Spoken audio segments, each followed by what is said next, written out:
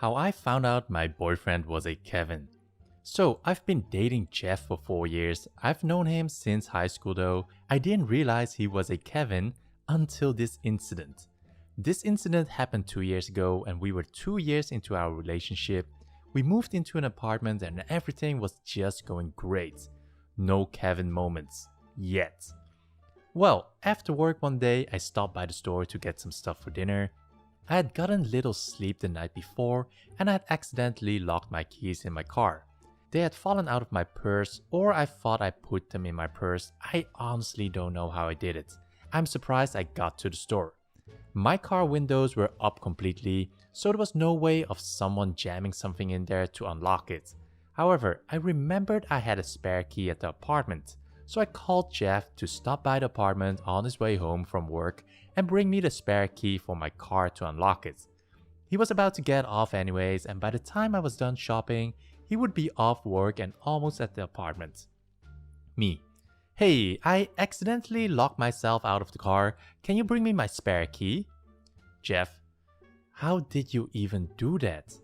Me. I honestly don't remember. Something involving my purse. Can you bring me my car key, please? I'll get you Pop-Tarts. Jeff. Just unlock your car. Me. I can't. My keys are locked in the car. Jeff.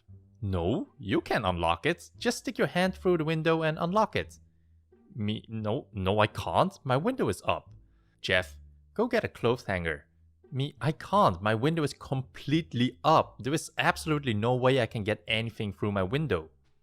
Jeff, yes you can. Just stick your hand through the window and unlock it. I honestly couldn't believe I was actually having this conversation. Me, listen to me very carefully. My window is completely rolled up, meaning there is no way for me to put my hand through the window and unlock it. There is no way to put a coat hanger through the window because the window, all the windows are completely rolled up. Jeff, well, I don't know what you want me to do about it. Me, bring me my spare car key. Jeff, why? I honestly thought he was messing with me, but he really sounded aggravated and like I wasn't understanding him at all. Me, I will tell you later. Please bring me my spare car key from the apartment, please. Jeff, okay, fine. I don't see why you need it. I hung up because, duh. I go inside and get my shopping done. I see his car pull into the store's parking lot and I head outside to meet him. He hands me my spare key. Me, come here, Jeff. Jeff. Oh, am I going to get a kiss? No. Me, look into my car, Jeff. Jeff looks into my car. Do you see my keys in there, Jeff? Yes. Me, try to get them out, Jeff. Jeff tries to open my door. It is locked. Jeff, I can't. It's locked. Me, try to get them out without my spare key. Jeff then proceeds to look for a window cracking. There is none. Jeff, I can't. There isn't any way to stick my hand or anything in there to unlock. At this point, I am staring at Jeff. He doesn't understand why I am staring at him. I handed him my keys and told me to show me how to get the car keys out now. He then unlocked the door, rolled down my window, locked the car, shut the door, and then reached his arm through the open window and unlocked it. Jeff, see, like that. Unlock it like that. At this point, I had such a massive headache from him not understanding why it was literally impossible for me to do any of that. I just put the groceries into my car. I got into my car and I drove home. That night at home, he asked if I was mad at him. Me, I wouldn't say mad, more like frustrated, annoyed, tired, baffled. Jeff, well, I can understand, especially if you couldn't simply unlock your door like how I showed you today. I went and got high after that. 2 weeks later, we decided to go to the downtown area for our date night. Before heading downtown, we had to get gas. I was waiting in his car when he rolled down his window and unlocked it from the outside by sticking his arm through the open window. Jeff, see? Like that. Next time your keys are locked in your car, unlock it like that. I really thought about just getting out of the car and beating him with my bag of candy he bought me from the gas station.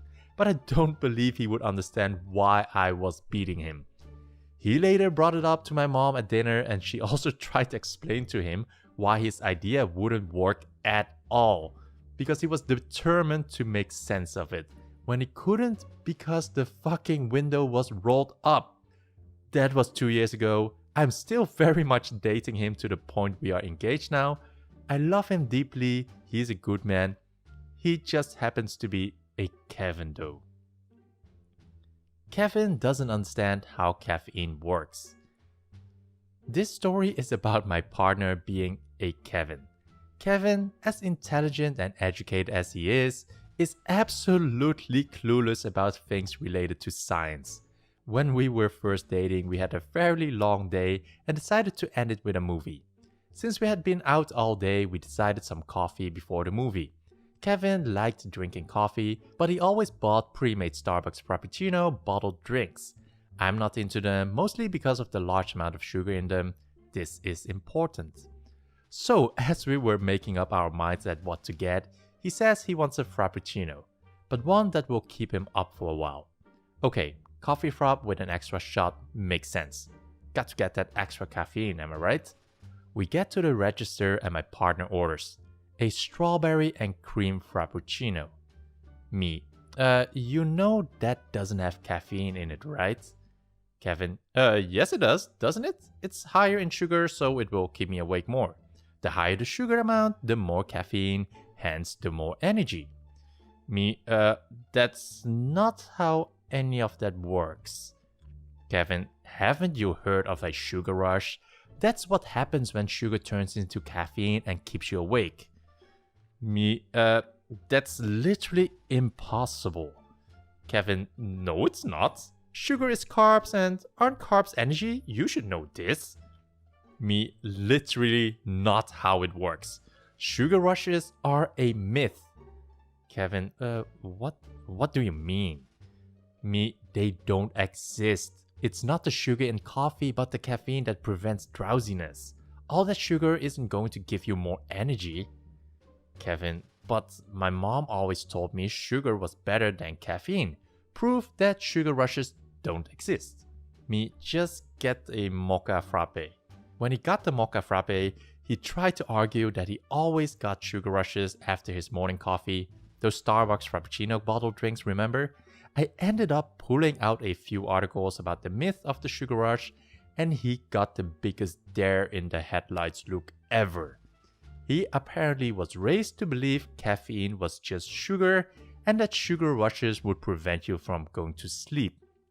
This leads to him drinking and eating a lot of sugary drinks and snacks looking to get a quick energy fix. A lot of sugary drinks and candy bars were consumed in his undergraduate days, thinking it would help him. After a few articles and lots of explanations about caffeine versus carbohydrates, he seemed to understand. 4 years later. 3 days ago, Kevin asked me to buy a candy bar and a Starbucks Frappuccino to help him stay up to work on schoolwork. Cue another 30 minutes lecture on the myth of the sugar rush. He still thinks that candy bars and sugary drinks are better for getting quick energy than coffee, but now he thinks it's because carbs is energy and caffeine is carbohydrates, albeit not as sugar, because that's what I told him previously.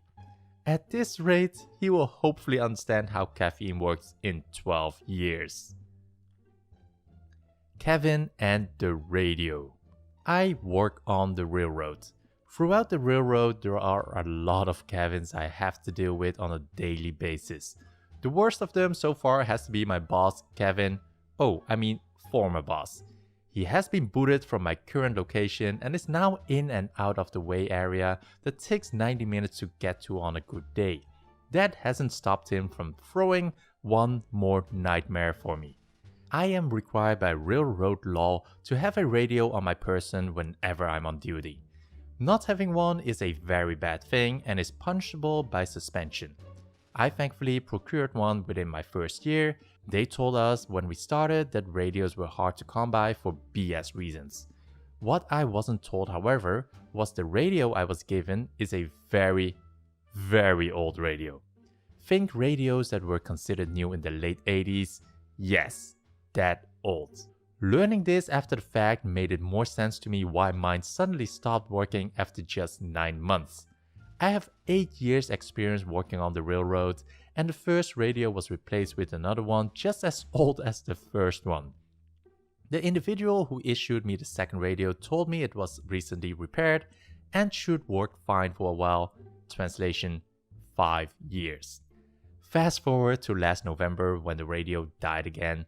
Kevin, my boss, was stationed at my post, and giving him the radio quickly turned into my biggest and longest fight ever. Every other week I would be hounding this asshole, asking over and over again if he got my radio taken care of. Each time he would give me a different excuse he pulled out of his ass. For 6 months this kept going. Yes, even when the pandemic hit, he was still going to try to deal with the radio.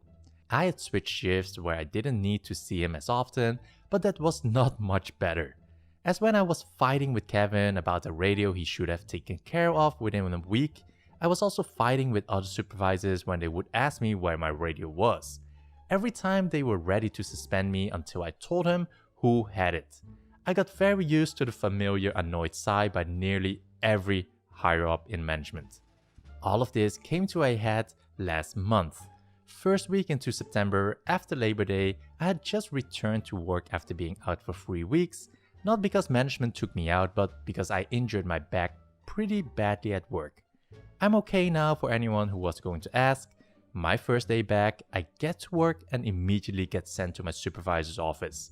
Inside that office was Kevin, but also the CEO of the company. I've never met this man, and the first thing I find myself thinking is, what the heck did I do to warrant CEO to be there? The following conversation ensued: Kevin, OP, and CEO. CEO: good morning, OP. Sit down. We have much to discuss. Kevin: make this quick. I have a... CEO: be quiet, Kevin. You have a lot of explaining to do. OP: is this going to take long? I have a train to get very soon. CEO: you'll be in and out quickly, I promise. Why have you been without a radio since November? Me: I point to Kevin.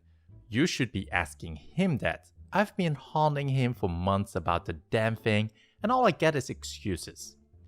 Kevin: don't make up lies, OP. You know full well I'm too busy. Me: I'm not starting this BS with you again. Kevin: don't you dare talk to your boss like that. CEO: on the contrary, Kevin, you are a dumbass with no sense of urgency. Let him speak. I proceeded to explain for the 1000th time why I have been without a radio for months on end and why Kevin refused to take care of it. When the CEO asked him to explain himself, he started to come up with a reason. Then he drops this bombshell. Kevin: why are you whining like a child about this anyway? It's not like you do your job in the first place. I was pissed. I was ready to start screaming at Kevin about my work ethics, but the CEO saw my rage and asked me to step outside. What followed was about 15 minutes of screaming before the CEO poked his head out and told me to get to my train. We will finish this later.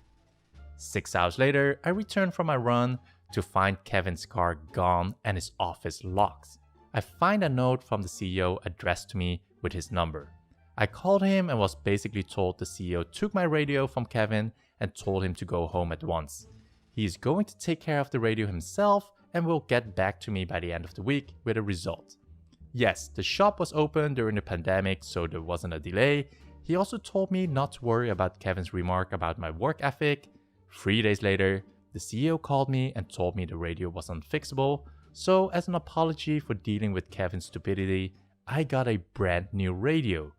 Kevin was moved to a position that takes him 2 hours to get to and from work, and was told by CEO if he doesn't get his act together, he won't have a job anymore. I no longer care. I have a new radio and I don't have to worry about Kevin anymore.